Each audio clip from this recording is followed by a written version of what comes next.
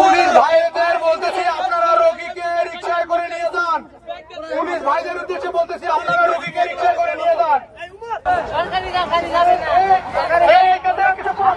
দাবি দেওয়া আদায়ের জন্য সচিবালয় আছে, সরকার আছে, তাদের দ্বারস্থ হতে হবে।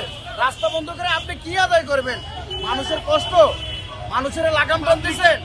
যারা কর্মজীবী, যাদের ট্যাক্সের টাকা সরকার চলে, রাস্তা বন্ধ হয়ে গেলে পণ্যবাহী গাড়ি চলাচল করতে পারতেছে না, মানুষ তার বাড়ি ফিরতে পারতেছে না। হ্যাঁ, বাজারঘাট বিঘ্ন হচ্ছে। এটা কি দেশ রে ভাই?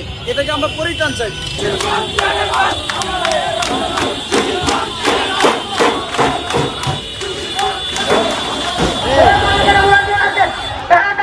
তোমরা হাইকোর্টের গেটে বসে বলতে পারো যে আমরা 1 ঘন্টার মধ্যে আমাদের অধিকার চাই।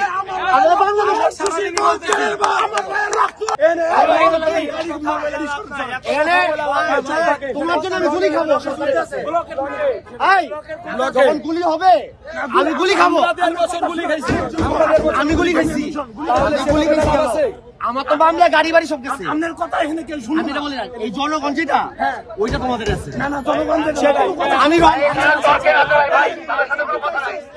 একটা জায়গায় যেতে সিস্টেমেটিক ওয়ে, তো সিস্টেমেটিক ওয়েটা কোথায় দেখুন আপনার দাবি মানে ঢাকা ইউনিভার্সিটির আন্ডারে, তো আপনার সেখানে কি করতে পারেন, দাবিগুলো নিয়ে ঢাকা ইউনিভার্সিটির আন্ডারে যেতে পারেন। আর ওনারা বলতেছেন যে ওনাদের যে অধ্যাদেশ বা হচ্ছে যে সিস্টেমেটিক যে ওইটা ছিল 7-8 মাস হয়ে গেছে, বাট এখনো ক্লাস শুরু হয়নি।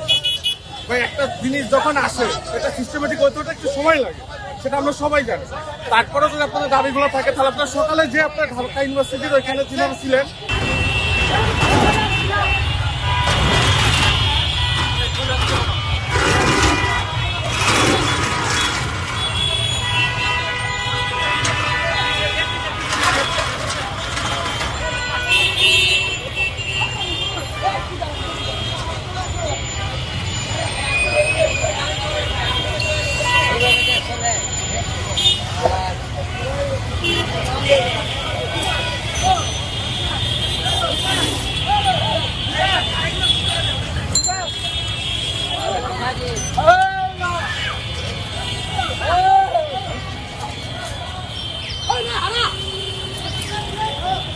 কি অবস্থা?